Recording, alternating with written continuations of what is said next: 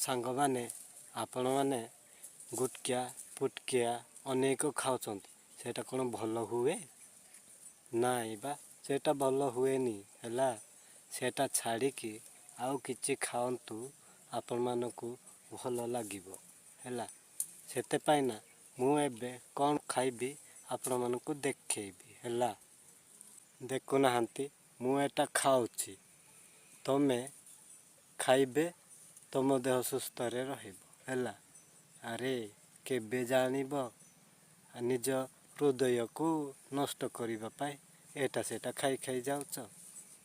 ମୁଁ ଏଟା ଖାଇବି କେମିତି ଦେଖିବେ।